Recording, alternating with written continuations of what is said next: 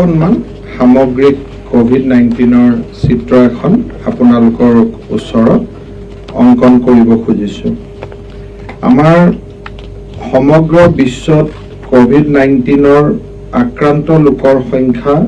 90,46,215ত ভৰি দিলেগৈ আৰু ইয়াৰ ভিতৰত 68,38,359 জন ব্যক্তি ইতিমধ্যে সুস্থ হৈ ঘৰলৈ উভতিছে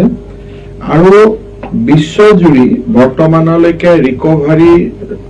লোকৰ সংখ্যা হ'ল 53.48। 4,25,282 জন ব্যক্তি এই মুহূৰ্তলৈকে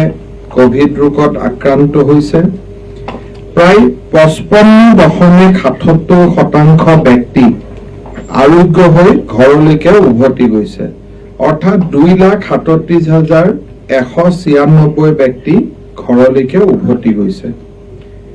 13,699 ব্যক্তি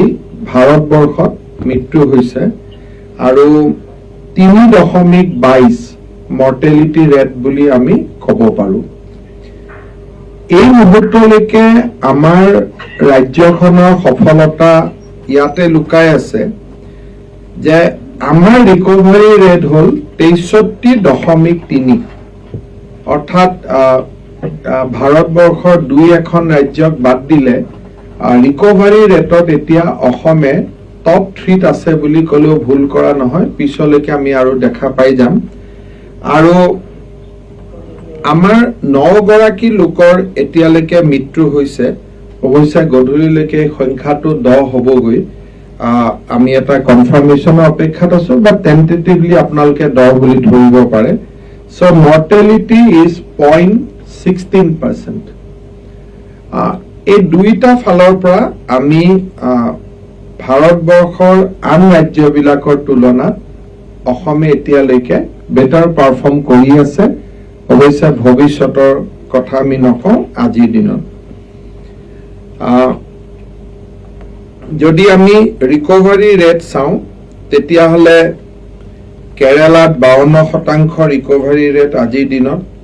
ৱেষ্ট বেংগলত ৰিকভাৰী ৰেট ইজ 59.50, মহাৰাষ্ট্ৰত 49.78, তামিলনাডুত 55.16 আৰু দিল্লীত 55.26, গুজৰাটত 70%। তাৰমানে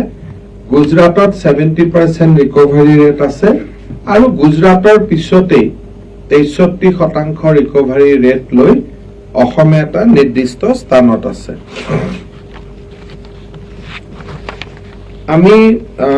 মই প্ৰত্যেকটো মৃত্যুৰে দুখ লগা, গতিকে ইয়াৰ মই তুলনামূলক বিশ্লেষণ দিব খোজা নাই। কিন্তু আজিৰ দিনটোত ভাৰতবৰ্ষৰ সকলো ৰাজ্যৰ তুলনাত অসমৰ মৰ্টেলিটি ৰেট আটাইতকৈ কম। মই উত্তৰ পূৰ্বৰ ৰাজ্যখিনিক ইয়াৰ ভিতৰত অনা নাই, বাট যদি আমি দেশৰ আন ৰাজ্যৰ লগত তুলনা কৰোঁ, আজি অসমৰ মৰ্টেলিটি ৰেটে আটাইতকৈ কম।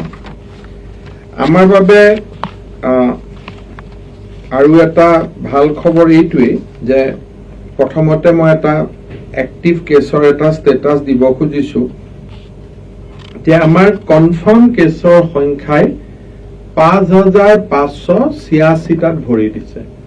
এজ অফ নাও কনফাৰ্ম কৰোনা পজিটিভ ইজ 5586।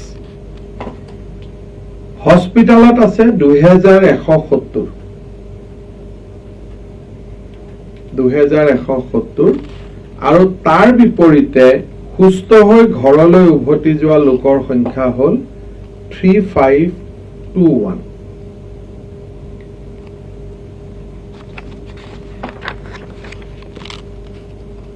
যোৱা দুদিনত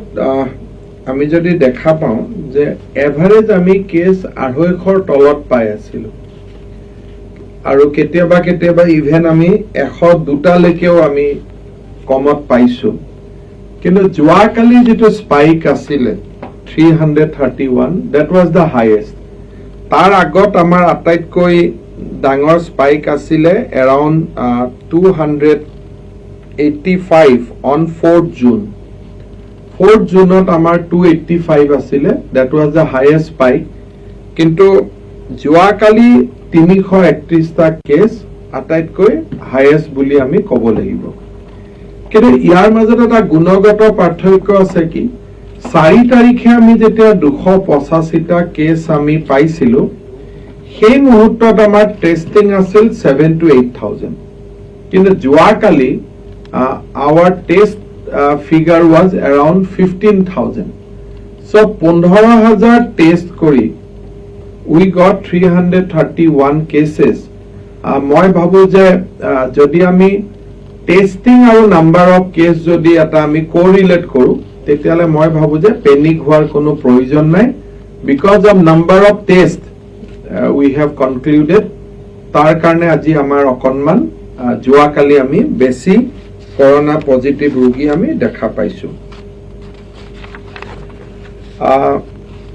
ডাবলিং ৰেটৰ কথা আমি পাতো।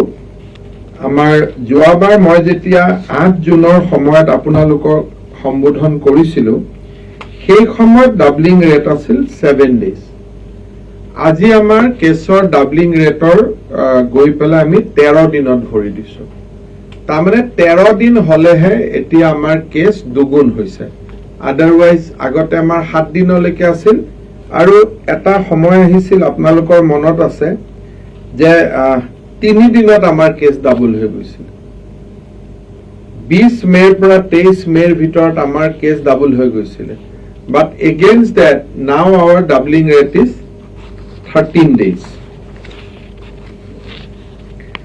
ডিসচাৰ্জ আমাৰ খুব ভালে হৈ আছে। যোৱাকালি আমি 202 গৰাকী ব্যক্তিক ডিসচাৰ্জ কৰিছিলো,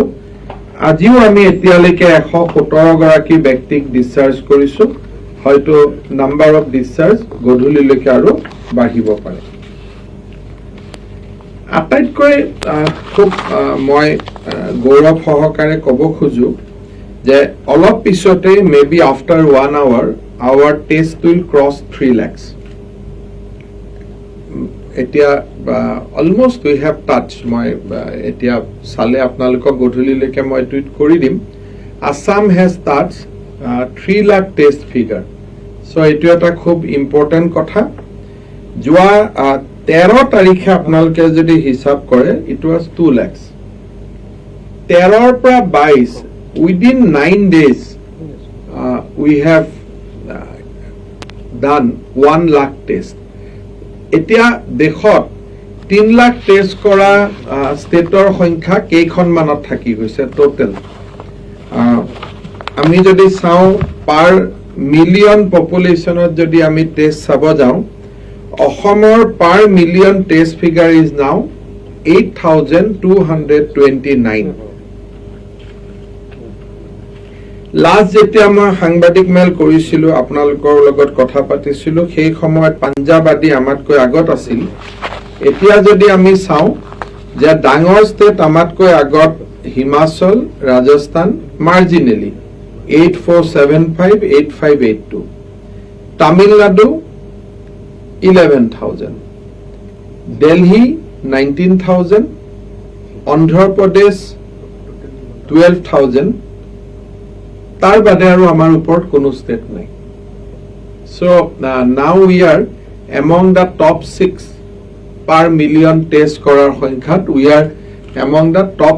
6। অফকোৰ্স ইয়াৰ ভিতৰত মই আন্দামান নিকোবৰ বা গোৱাক ধৰা নাই। আমাৰ লগত যেটো সাইজ আৰু ষ্ট্ৰেংথ বুলি আমি যেটো কথা কওঁ, so now we have come around number 6। আৰু মই ভাবো in next 1 week time, because our capacity decrease hua nai, we are only increasing। So moi bhabu je we will achieve much higher feat, ami aru beshi bhal record ami koribo parim per million and total testing। So eikhini amar eta testing or khetrot asil। অসমত আজি মুহূৰ্তলৈকে বাহিৰৰ পৰা 2,43,414 গৰাকী ব্যক্তি এতিয়ালৈকে অসমত প্ৰৱেশ কৰিলে, আৰু তাৰ ভিতৰত ৰাস্তা দি 73,000, ট্ৰেইনেদি 1,09,000, আৰু by air now it is 60,000. So 2,43,414 এই ব্যক্তি আমাৰ অসমত প্ৰৱেশ কৰিলে। ইয়াৰ ভিতৰত উত্তৰ পূৰ্বৰ পৰা অহা ৭৫,০০০ ব্যক্তিক আমি অন্তৰ্ভুক্ত কৰা নাই, কাৰণ তেওঁলোকক আমি কোৱাৰেণ্টাইন কৰা নাই, সেইকাৰণে আমি তেওঁলোকক অন্তৰ্ভুক্ত কৰা নাই। বাট এই 2,43,000 ব্যক্তি প্ৰতিগৰাকীকে আমি টেষ্ট কৰিছো, প্ৰতিগৰাকী ব্যক্তিকে আমি কোৱাৰেণ্টাইন কৰিছো, আৰু সেই ফালৰ পৰা মই ভাবো যে আমাৰ তেনেকে ফাইনেন্সিয়েল এক্সপেণ্ডিচাৰো হৈছে, গোটেই হৈছে। বাট কোৱাৰেণ্টাইন 2,43,000 পিপল আৰু প্ৰতিজন ব্যক্তিকে টেষ্ট কৰা, এইটো এটা বহুত মই ভাবো যে আমাৰ বিভাগৰ বিষয়া কৰ্মচাৰীসকলে they have done a wonderful job, কাৰণ 2,43,000 মানুহক কোৱাৰেণ্টাইনত ৰখা, সকলোকে টেষ্ট কৰা, সকলোকে ঘৰলৈ ঘূৰাই পঠাই আকৌ হোম কোৱাৰেণ্টাইনৰ ব্যৱস্থা কৰা, আৰু গোটেই কমিউনিটি সকলেও বহুত গাঁৱৰ ৰাইজেও বহুত আমাক জনোৱা খবৰ মতে 23 তাৰিখৰ পিছত আৰু কৃষক শ্ৰমিক এক্সপ্ৰেছ প্ৰায় নাথাকিব। তাৰমানে যদি কৃষক শ্ৰমিক এক্সপ্ৰেছ নাথাকে তাহলে এভাৰেজ আমি 1,500 পৰা 2,000 মানুহে আমি অসমত পাম, আৰু সেইকাৰণে লাৰ্জ কোৱাৰেণ্টাইন চেণ্টাৰ যিবিলাক আছিলে 23ত যদি লাষ্ট আহি পায় 7 দিন যদি তাৰ পিছত কোৱাৰেণ্টাইন হয়, তাহলে মই ভাবো যে ফাৰ্ষ্ট উইকৰ পৰা the pressure on quarantine will come down drastically, অৰ্থাৎ বহুত বেছি আৰু মানুহ অসমৰ বাহিৰৰ পৰা আহিবলগীয়া নাই, বা যিসকলে আহিছে সেই সকলৰো আমি এটা খুব ভাল ধৰণে মেনেজ কৰিব পাৰিম। আমি যেটো সকলোকে সহায় কৰি আছিলো 3 মাহৰ, এই মাহৰ পুঁজিটো আমি এইকাৰণে মুকলি কৰিব পৰা নাই, ইমান মানুহ আহি আছে, কোন আহিলে আমাৰ পইচা পোৱাৰ পৰা আৰু কাক পইচা নেক্সট ইনষ্টলমেন্ট পঠাব লাগিব,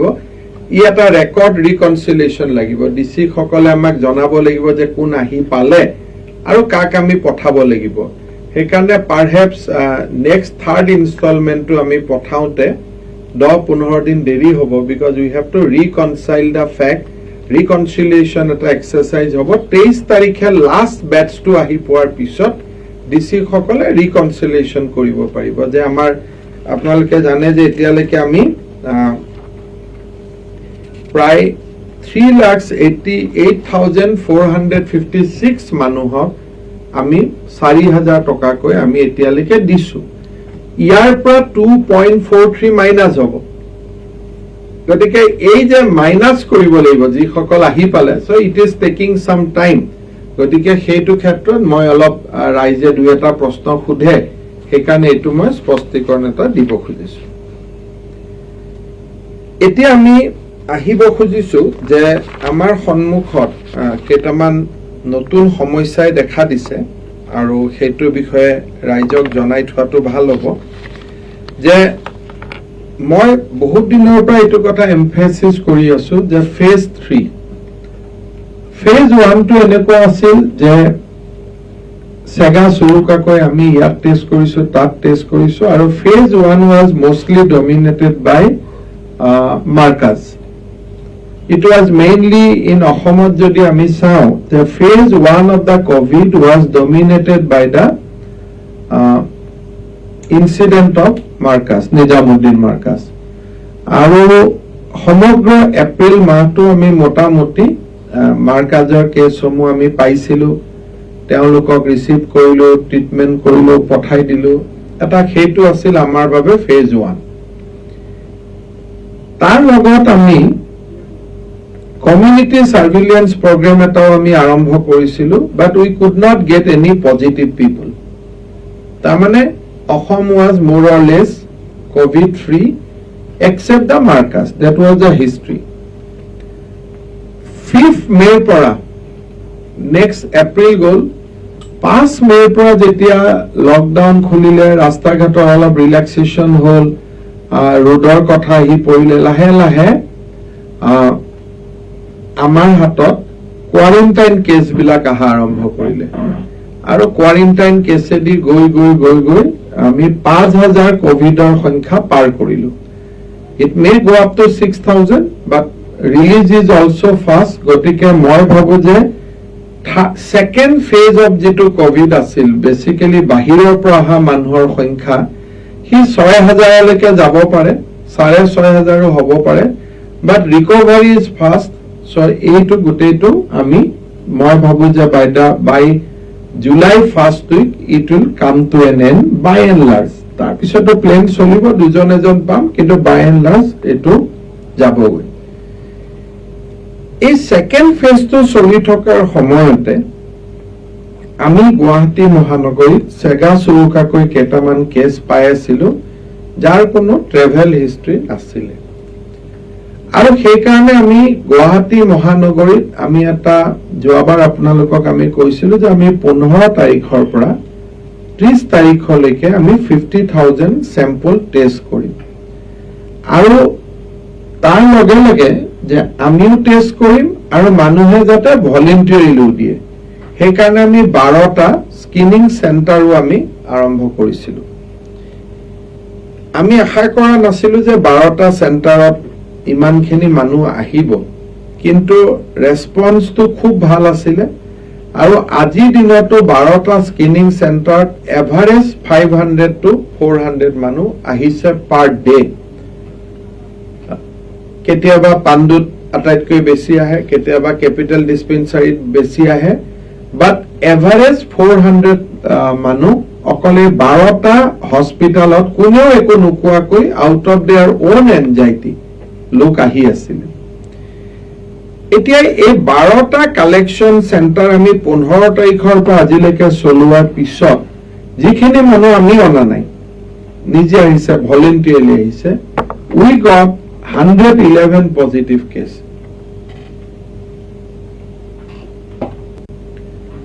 সো যদি তেওঁলোক নিজে নাহিলেতেন আমি নাপালোহেতেন বাট তেখেতসকলে সিম্পটম দেখিলে নিজে আহিলে আৰু কব গলে 111টা কেছ দুদিনত পাম বুলি আমি ভবা নাছিলো কিন্তু আমি পালো তাৰমানে এটা কথা বুজু যে মানুহে কোভিড কেনেকে হয় কি হয় কোভিড বুলিলে কি বুজে মানুহে লাহে লাহে বুজা হৈছে আৰু মানুহে জানে যে মোৰ হয়তো কোভিড হ'ব পাৰে ইমান দিনে স্যাম্পল দিয়াৰ সুযোগ নাছিল কাৰণে হয়তো জিএমসি এমএমসি আহিব বেয়া পায় অহা নাছিল এতিয়া হেতুৰ লগে লগে আমি 111 আমি কোভিড not 111 114 আমি পজিটিভ কেস পালো আউট অফ দা স্ক্ৰিনিং সেন্টাৰ্স যি 12টা আমি স্ক্ৰিনিং কৰিছিলো আৰু কমিউনিটি লেভেলত গুৱাহাটীত আমি কন্টেইনমেন্ট জোন পৰ্যায়ত আমি 36 কেস আমি এতিয়ালৈকে পাইছো যিবিলাক কন্টেইনমেন্ট জোনৰ পৰা আমি স্যাম্পল লৈছিলো জিএমসি এমএমসি যে ৰেগুলাৰ স্ক্ৰিনিং হয় তাতে 4টা আৰু মোটামুটি 37 প্যাসেঞ্জাৰ এনেকুৱা আছিল যে তেওঁলোক যদিও স্ক্ৰিনিং সেন্টাৰত আহিছিল তেওঁলোকৰ এটা ট্ৰেভেল হিষ্ট্ৰি আছিল তেওঁলোকে ট্ৰেভেল হিষ্ট্ৰি লৈ আহিছিল আৰু তেওঁলোকে প্যাসেঞ্জাৰ বুলি ক'ব পাৰে সো 181 আৰু 181ৰ পৰা যদি আমি 37 আমি মাইনাস কৰি দিও তেতিয়া হলে 144 পেশেন্ট আমি যোৱা 15 তাৰিখৰ পিছত গুৱাহাটীত পাইছো without travel history and from the community so this is a big thing কাৰণ অসমত আমি 250-300 কেস দিল্লীত আমি পাইছিলো কিন্তু এইটো যদি স্পাইক থাকে তেতিয়ালে আমি দিনে 200-300 আমি হয়তো গুৱাহাটীতে কেস পোৱা আৰম্ভ কৰিম ইফ যোৱা কালি যদি আমি ঘটনাখিনিক বেৰোমিটাৰ বুলি লওঁ কালি গুৱাহাটীত 100টাতকৈ আমি বেছি কেস কালিয়ে গুৱাহাটীত আমি পাইছো আৰু 100-200 কেস গুৱাহাটীত যদি আমি পাব লাগে হেতু এটা অসুবিধাৰ কথা গোটেই ৰাজ্যখনত 200-300 পোৱাটো বেলেগ কথা 6খন মেডিকেল কলেজ 32খন সিভিল হস্পিটাল মডেল হস্পিটাল সবক মিলাই কেছ পোৱাটো বেলেগ কথা আৰু অকল সিটিতে কেছ পোৱাটো বেলেগ কথা কিন্তু আমি কেছ পোৱাটো হয় আৰু গোটেই মহানগৰীখনতে পোৱাটো হয় কোনোবা দিছপুৰত পজিটিভ হৈছে কোনোবা পাণ্ডুত পজিটিভ হৈছে কোনোবা ক্যাপিটাল নাৰ্সাৰীত ক্যাপিটাল ডিসপেন্সাৰীত পজিটিভ হৈছে সো এক্ৰছ দা সিটি আমি কৰোনা কেছৰ আবিৰ্ভাৱ আমি দেখা পাইছো কমন কি বুলি খুদিলে আমি দেখা পাওঁ যে ফাঁসি বজাৰৰ লগত কানেকশনটো it is a common thread যে কোনোবাই ফাঁসি বজাৰ দোকানত কাম কৰিছিলে কোনোবাই তাত কাপোৰ কিনিব গৈছিলে কোনোবা তাত এমপ্লয়ি কোনোবা বজাৰ কৰিব গৈছিলে সামহাও ফাঁসি বজাৰটো এটা কমন হটস্পট বুলি শব্দটো কওঁ নকওঁ বেলেগ কথা বাট এটা কমন পইণ্ট অফ কনসাৰ্ন এটা দেখা গৈছে তাৰ লগে লগে গুৱাহাটীৰ পাণ্ডু অঞ্চল মালিগাঁও অঞ্চল মাছখোৱা ফাঁসি বজাৰ আৰু আমি যেটো কম 15-16 ওয়াৰ্ড গুৱাহাটী ধীৰেনপাৰা আমবাৰী ফটাখিল লখৰা সো এইখিনি এটা আমাৰ হটস্পট হিচাপে আমি দেখা পাইছো 6টা ওয়াৰ্ড গুৱাহাটীৰ খুব চিন্তাৰ বিষয় হৈছে হেতু হল ওয়ার্ড নাম্বার 2 7টা ward number 2 ward number 3 ward number 4 ward number 5 ward number 10 ward number 15 ward number 16 so এইখিনি আমাৰ কাৰণে এটা চিন্তাৰ বিষয় হৈছে আৰু যদি আপোনালোকে police station wise positive case যদি বিচাৰে জালুকবাৰী পিএ যেটো মই কৈছিলো যে পাণ্ডু অঞ্চল সেই কেছ সেই পিএছ টোতে কেছ হৈ গল 31 এখিনি কিন্তু মই উইদাউট ট্ৰেভেল হিষ্ট্ৰি কৈছো উইথ ট্ৰেভেল হিষ্ট্ৰি হোম কোৱাৰেণ্টাইনত থকা মানুহ দেতি যে হেতু বেলেগ কথা তেনেকে গুৱাহাটীত প্ৰায় 450 কেছ হৈছে কিন্তু এটো এটা বেলেগ ফটাখিল আমবাৰীত কেছৰ সংখ্যা আন্ডাৰ ফটাখিল আমবাৰী পিএছ নাও 69 ভৰলুমুখ পিএছ 51 আৰু পানবজাৰ পিএছ 25 সো এই 4টা অঞ্চল এটা হটস্পট হিচাপে বা পইণ্ট অফ কনসাৰ্ন হিচাপে আমাৰ লগত দেখা গৈছে যোৱা কালি পৰহি আমাৰ স্বাস্থ্য বিভাগে কামৰূপ জিলা প্ৰশাসনৰ লগত মেট্ৰো প্ৰশাসনৰ লগত আমি খুব অন্তৰংগকৈ আমি কথা পাতিছো তো how to combat Covid in Guwahati আজি মাননীয় মুখ্যমন্ত্ৰী ডাঙৰীয়াৰ সভা কক্ষটো 6টা বজাত আমাৰ এখন সভা বহিব বেসিক্যালি আমি 3-4টা স্ট্ৰেটেজি আমি ৰিকমেন্ড কৰিছো হেতু হৈছে যে ওয়াৰ্ড ওয়াইজ লকডাউন যে যতে কেছৰ সংখ্যা দ্ৰুতগতিত বাঢ়িব সেই ওয়ার্ড কেটাত আমি টোটাল লকডাউন দিব লাগে but that decision will not be taken by the health department this decision has to be taken by Kamrup district metro but we have recommended আমি স্বাস্থ্য বিভাগৰ ফালৰ পৰা আমি এটো recommend কৰিছো যে whenever it is necessary ward wise lockdown আমি impose কৰিব লাগে যাতে আমি সেই wardত আমি carve down flat কৰিব পাৰো তাৰমানে we have recommended not a narrow containment zone we have recommended a bigger containment zone city lockdown কৰাৰ প্ৰয়োজন নাই কিন্তু পাণ্ডু এতিয়া 2 আৰু 3-4 ওয়াৰ্ড মিলি পাণ্ডু হয় 15-16 ওয়াৰ্ড মিলি ফটাখিল আমবাৰী ধীৰেনপাৰা হয় সো যেতিয়াই জিলা প্ৰশাসনে ভাবিব যে এতিয়া ই আমাৰ হাতৰ বাহিৰত গৈছে তেতিয়া we have recommended that ward wise lockdown should be imposed apart from the policy of containment zone containment zoneৰ পৰা অলপ আগুৱাই গৈ lockdown entire ward should be kept under lockdown initially for a period of 7 days and if necessary for another 7 days. কিন্তু সময়টো কেতিয়া হ'ব, সেই সময়টো আজি নে সেই সময়টো কালি নে সেই সময়টো পৰহি বা 10 দিন পিছত, সেইটো কামৰূপ জিলা প্ৰশাসনে ডিটাৰমাইন কৰিব। নাম্বাৰ 1। নাম্বাৰ 2, আমাৰ যি 12টা আমি ভলেন্টিয়াৰ স্ক্ৰিনিং চেণ্টাৰ কৰিলো, গোটেই কেছখিনি আমাৰ আহিলে ফ্ৰম দোজ স্ক্ৰিনিং কেম্প। সেইটো যদি স্ক্ৰিনিং কেম্প আমি নকৰিলোহেঁতেন, আমি হয়তো এই গ্ৰেভিটিটো দেখা নাপালোহেঁতেন, কাৰণ মানুহ MMC GMCত আহিবৰ কাৰণে ইমান ভাল নাপায়। পৰহিৰ পৰা গুৱাহাটীত আমি 33টা স্ক্ৰিনিং চেণ্টাৰ বনাব ঠিক কৰিছো, 33। প্ৰত্যেক ৱাৰ্ডত এটাকৈ, GMC MMC বাদ দি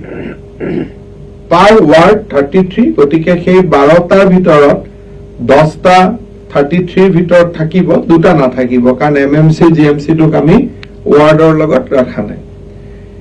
এই 33টা স্থান ক'ত হ'ব, স্কুল কেইখন কোন হ'ব, আপোনালোকক অলপ পিছতে হোৱাটছআপত আমি দি দিম যে ক'ত ক'ত হ'ব, আৰু মোটামুটি লিষ্ট এখন আছে, মই আপোনালোকক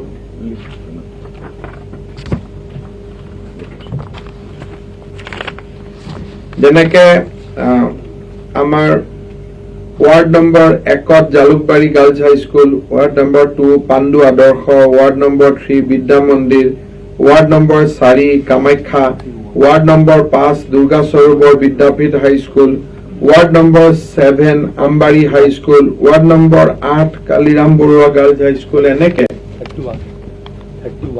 31 ৱাৰ্ডত আমি এই 31টা আমি চেণ্টাৰ কৰিম। With GMC and MMC it will be 33. So ইয়াতে পৰহিৰ পৰা ৰাইজে ভলেন্টিয়াৰলি চেম্পল দিব পাৰিব। ট্ৰুনাটছ বুলি এটা পাৰ্টিকুলাৰ মেচিন আছে, আমি সেই স্কুলবিলাকত সেই মেচিনটো ইনষ্টল কৰিব খুজিছো, যাতে ৰিজাল্টটো তাতে ইনষ্টেণ্টলি দিব পাৰি নেকি।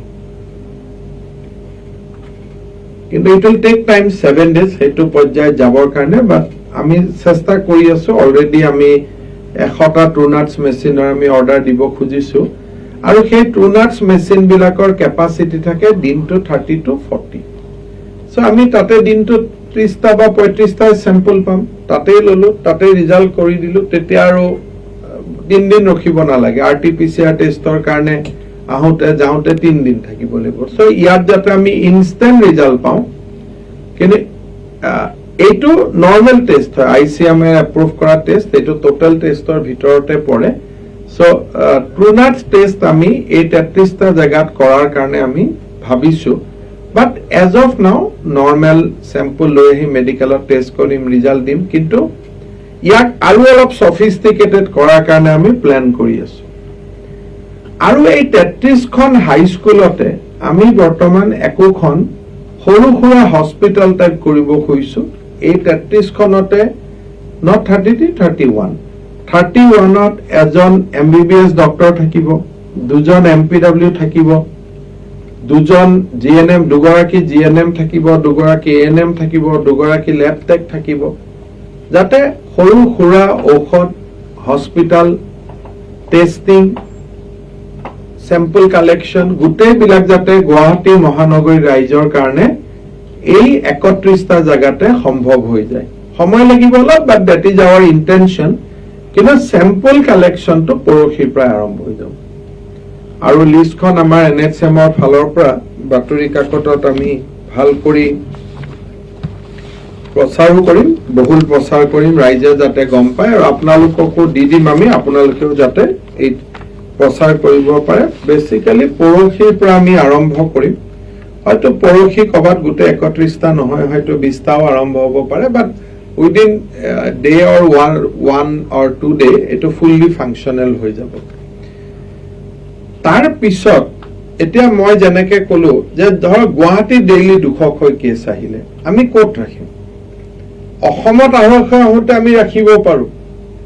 কিন্তু যদি ডেইলি 200 গুৱাহাটীত আহে, সেইটোতো আমাৰ কোনো হস্পিটালে আমাক ছাপোৰ্ট নকৰিব, 3 দিনত 600 হৈ যাব। 3 দিনত 600 পেচেণ্ট ৰাখিব লাগিলে আমি জিএমচি এমএমচি সম্পূৰ্ণভাৱে আমি আন পেচেণ্টৰ কাৰণে বন্ধ কৰি দিব লাগিব সেইকাৰণে আমি ঠিক কৰিছো যে যেহেতু কোৱাৰেণ্টাইনৰ কাম 1 তাৰিখৰ ভিতৰত শেষ হৈ যাব এটলিষ্ট ইন সিটি 23ত লাষ্ট ট্ৰেইনখন আহিলে 1ত শেষ হৈ যাব সো আমি যিবিলাক কোৱাৰেণ্টাইন কেম্প বনাইছিলো সৰু সজাইতে হওক খানাপাৰাতে হওক we are converting that to a hospital now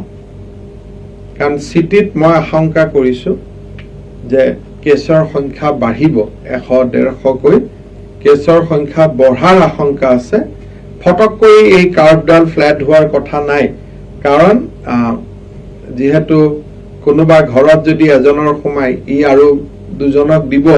গতিকে এই ফ্ল্যাটেন কৰিবৰ কাৰণে আমি বহুত বেছি টেষ্ট কৰিব লাগিব লকডাউন কন্টেইনমেন্ট আৰু সাধাৰণ জীৱন যাত্ৰা ব্যাহত নোহোৱাকৈ আমি মিনিমাম এমাহ কাম কৰাৰ পিছতহে it will be flatten so সেই কাৰণে আমাৰ কোৱাৰেণ্টাইন সেন্টাৰস বিলাকক এতিয়া আমি কোভিড কেয়াৰ সেন্টাৰ তাৰ মানে নন সিম্পটমিক পেশেন্টক তাতেই ট্ৰিটমেন্ট কৰাৰ কাৰণে আমি ব্যৱস্থা কৰিম যাতে অকল সিম্পটমিক বিলাকহে হস্পিটাললৈকে আহিব পাৰে গতিকে আমি অলপ গুৱাহাটীক লৈ লকডাউনৰ পৰা আৰম্ভ কৰি কন্টেইনমেন্ট জোনৰ পৰা 31 makeshift hospital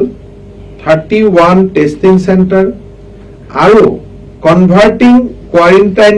camps to covid care centers এই গুটে strategy বিলাক লৈ আমি কাম আৰম্ভ কৰিব খুজিছো and more or less now focus will be on Guwahati simultaneously এই গুৱাহাটীৰ দৰে যাতে সামাজিক সংক্ৰমণ আন জিলাত নহয় তাৰ কাৰণে আন জিলাতো আমি গুৱাহাটীত যিখিনি কাম আমি কৰিব খুজিছো হে একেখিনি কাম যাতে আন জিলাতো কৰিব পৰা যায় basically district and sub divisional headquarter তাৰ কাৰণে আমি বাকি সকলকো আমি নিৰ্দেশ দিম যাতে তেওঁলোকেও এনেকুৱা কামবিলাক হাতত ল'ব পাৰে সৰ্বশেষত মই এটোৱে কম যে গুৱাহাটীৰ সিচুৱেশনটো ইট ইজ খুব বেছি বহুত বেছি শুভ এটা পৰিবেশৰ ইংগিত দিয়া নাই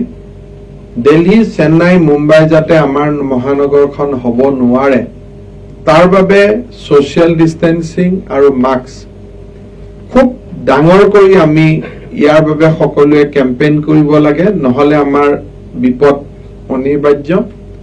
স্বাস্থ্য বিভাগে আমি যিখিনি কৰিব পাৰিম ডেফিনেটলি আমি কৰিম ৰাইজেও আমাক সহযোগিতা কৰিব লাগিব কিন্তু ৰাইজে যদি সহযোগিতা নকৰে ডিস্টেন্স না মানে মাস্ক নিপিন্ধে তেতিয়ালে মহানগৰীৰ সিচুৱেশন উইদিন 7 to 10 days ই অৱনতি ঘটি যাব কিন্তু যদি সকলো ৰাইজে সহযোগিতা কৰে তেতিয়ালে আমি হয়তো ইয়াক বচাই ৰাখিব পাৰিম যেতিয়ালৈকে লাহে লাহে মেডিচিন আদি উলাই নাহে মই আগতে কৈছো যে keeping it intact up to 31st March is very important কাৰণ সেপ্টেম্বৰ নৱেম্বৰ অক্টোবৰ মাহত হয়তো নতুন নতুন ঔষধ ভ্যাকচিনৰ কথা আহিব বা 31st আগষ্টলৈকে আমি ইয়াক ধৰি ৰাখিব লাগিব আৰু তাৰ কাৰণে মই গুৱাহাটীবাসী ৰাইজৰ বা অসমবাসী ৰাইজৰ সহযোগিতা কামনা কৰিছো আপোনালোকৰ যদি কিবা প্ৰশ্ন আছে আপোনালোকে কৰিব পাৰে On the targeted 50,000 samples which you were supposed to test in Guwahati, so far how many samples have been? Around 5,000, but result has not emerged. So far I think 3,000 result we have got. But we will come because now because of Kerala and Bangalore train, amar olop energy to tatu goi ase to sample collection kora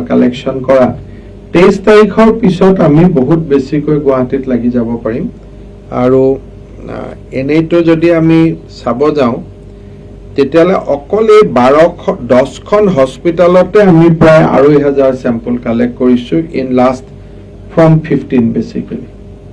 গতিকে total around 5,000 we have collected আৰু কিন্তু 1 তাৰিখৰ আগতে আমি 50,000 complete কৰিম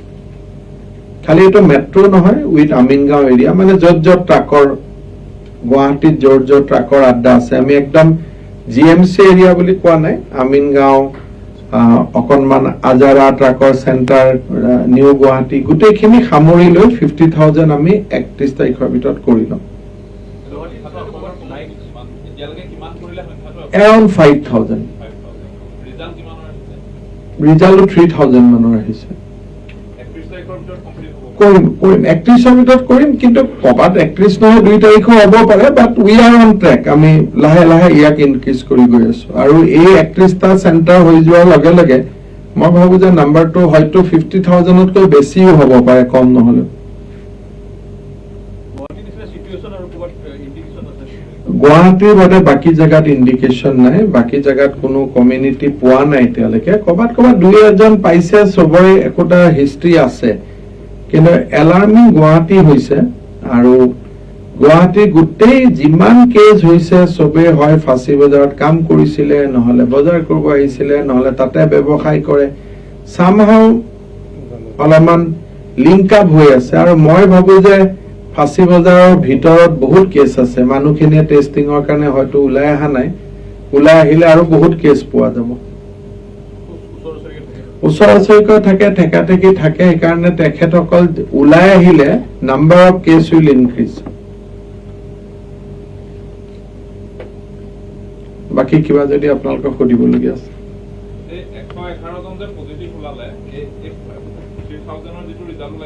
তাৰ ভিতৰত এই গোটেই 111 ৰিজাল্ট হ'ল যিখিনি আমি 50,000 চেম্পুলৰ বাবে কাম কৰি আছো তাৰ ভিতৰত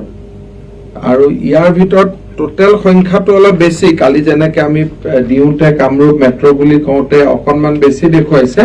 কিন্তু কিছু আমাৰ সেনা আৰু অৰ্ধ সামৰিক বাহিনীৰ জোৱান ইয়াত ইনভলভ আছে তেওঁলোকৰতো ট্ৰেভেল হিষ্ট্ৰীয়ে থাকে গতিকে একেবাৰে ট্ৰেভেল হিষ্ট্ৰী নথকা 111 গতিকে আমি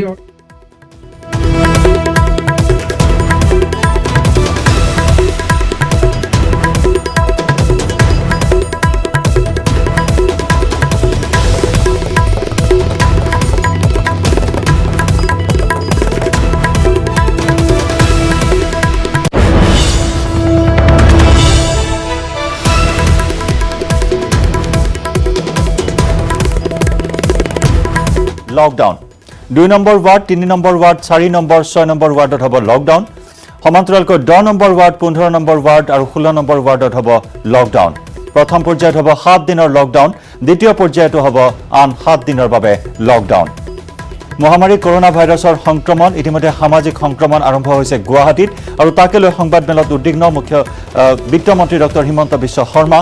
আৰু সেই অনুসৰি কেইবাটাও কঠোৰ সিদ্ধান্তৰ কথা উল্লেখ কৰিছে সংবাদমেলত আৰু তাৰ ভিতৰত অন্যতম হৈছে মহানগৰীৰ 7টাকৈ ৱাৰ্ডত পুনৰ হ'ব সম্পূৰ্ণ লকডাউন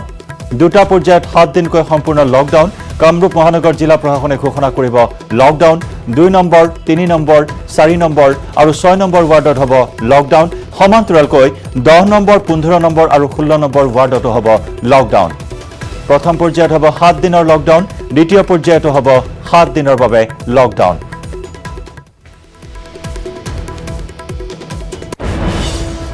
ইতিমধ্যে হিমন্ত বিশ্ব শৰ্মাই উল্লেখ কৰিছে যে 50,000 লোকৰ চেম্পল টেষ্ট কৰা হ'ব এই পৰিসংখ্যা হয়তো বৃদ্ধি পাব পাৰে কিয়নো গুৱাহাটী মহানগৰীত আন 31টাকৈ স্থান নিৰ্ধাৰণ কৰা হ'ব আৰু যি 31টাকৈ স্থানতো মানুহে স্বইচ্ছাই গৈ নিজৰ পৰীক্ষা কৰিব পাৰিব স্বাব দিব পাৰিব বা তেজৰ নমুনা দিব পাৰিব কোভিড-19ৰ পৰীক্ষা কৰিব পাৰিব এই কথা উল্লেখ কৰিছে সংবাদমেলত মন্ত্ৰী ডক্টৰ হিমন্ত বিশ্ব শৰ্মাই আৰু বিশেষকৈ অন্যতম গুৰুত্বপূৰ্ণ খবৰ এই মুহূৰ্তত আমি জনাইছো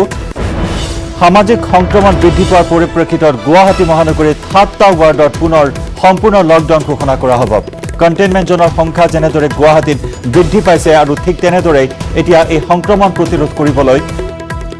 ৱাৰ্ডে প্ৰতি লকডাউনৰ ব্যৱস্থা গ্ৰহণ কৰা হ'ব আৰু সেই অনুসৰি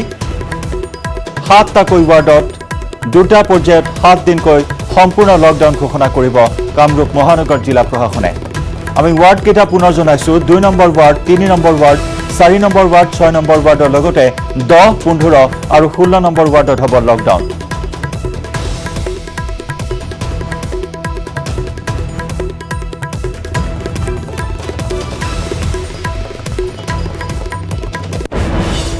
আপোনাৰ 15 languages 26 states 1,200 plus reporters, 66.9 crore viewers. India's largest news network, News 18 Network.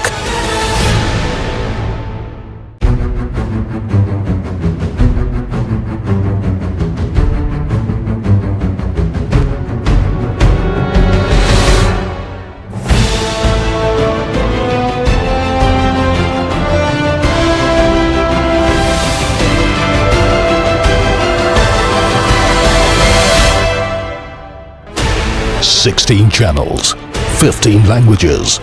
26 states, 1,200 plus reporters, 66.9 crore viewers. India's largest news network, News 18 Network.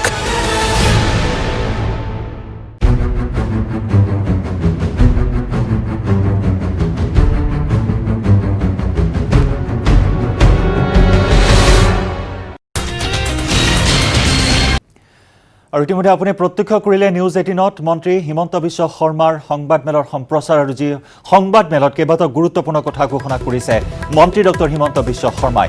আৰু ইতিমধ্যে আমি জনাইছোঁ যে মহানগৰীৰ 7টাকৈ ৱাৰ্ডত পুনৰ হ'ব সম্পূৰ্ণ লকডাউন 2টা পৰ্যায়ত 7 দিনকৈ সম্পূৰ্ণ লকডাউন ঘোষণা কৰিব কামৰূপ মহানগৰ জিলা প্ৰশাসনে 2 নম্বৰ 3 নম্বৰ 4 নম্বৰ 6 নম্বৰ লগতে 10 15 আৰু 16 নম্বৰ ৱাৰ্ডত হ'ব লকডাউন 2, 3, 4, 6, 10, 15 আৰু 16 নম্বৰ ৱাৰ্ড কৰোনাৰ হটস্পট ৰূপে চিহ্নিত কৰিছে প্ৰশাসনে প্ৰথম পৰ্যায়ত হ'ব 7 দিনৰ বাবে লকডাউন আৰু দ্বিতীয় পৰ্যায়তো হ'ব 7 দিনৰ লকডাউন আনহাতে 31 আগষ্টৰ পূৰ্বে অসমৰ পৰিৱেশ ভাল নহয় বুলি মন্তব্য কৰে মন্ত্ৰী হিমন্ত বিশ্ব শৰ্মাই অনাগত 7 পৰা 10 দিনতো কৰোনা সংক্ৰমণ পুনৰ বৃদ্ধি পোৱাৰ আশংকা প্ৰকাশ কৰিছে সংবাদমেলত স্বাস্থ্য মন্ত্ৰীগৰাকীয়ে আৰু যাৰ বাবে মহানগৰবাসীক সহায় সহযোগিতা আগবঢ়াবলৈ আহ্বান জনাইছে গুৱাহাটীৰ পৰিৱেশ ভাল নহয় এই কথা তেওঁ বাৰে বাৰে সংবাদমেলত উল্লেখ কৰিছে আৰু যাৰ বাবে সকলোকে সতৰ্ক হ'বলৈ মাস্ক পৰিধান কৰিবলৈ সামাজিক দূৰত্ব বজাই চলিবলৈ আহ্বান জনাইছে সংবাদমেলযোগে মন্ত্ৰী ডক্টৰ শৰ্মাই জ্যেষ্ঠ সাংবাদিক বিপুল বৰ্মনৰ সৈতে এই মুহূৰ্তত আমি সংযুক্ত হৈছোঁ বিপুল কেইবাটাও গুৰুত্বপূৰ্ণ ঘোষণা মন্ত্ৰী হিমন্ত বিশ্ব শৰ্মাৰ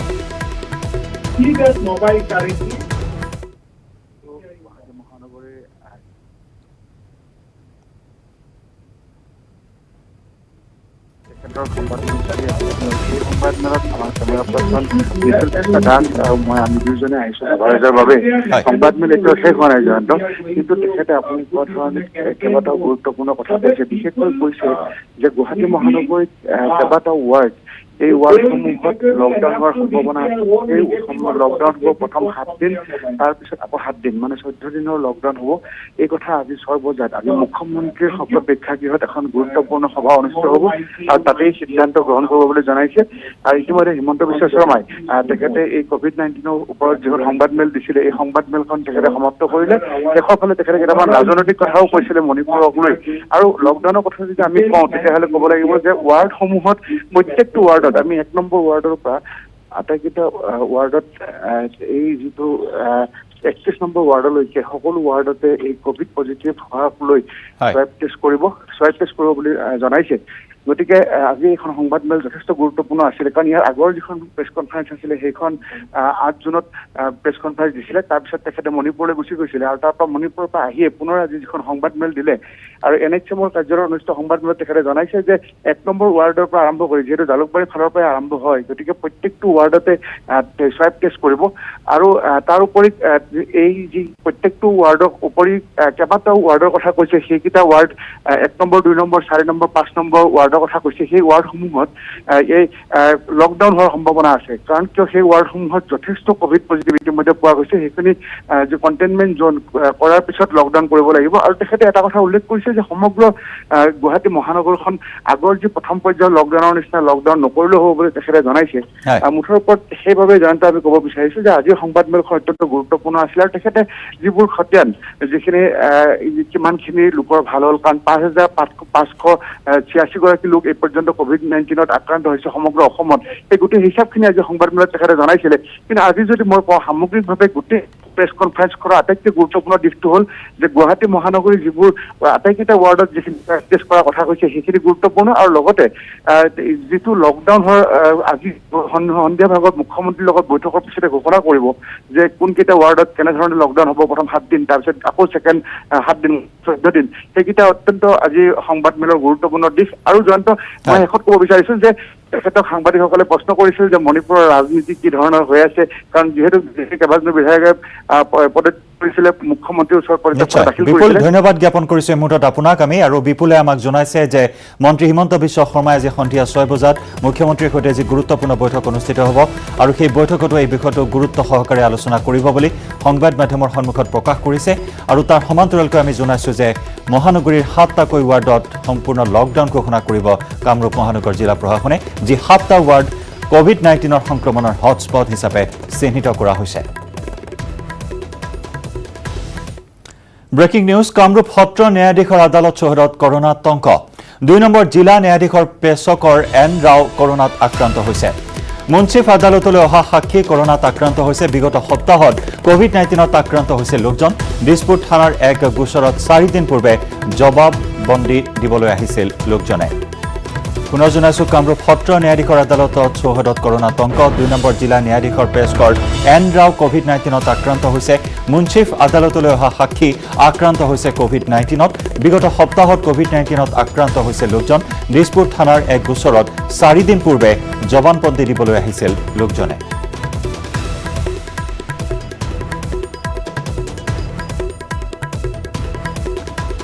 আৰু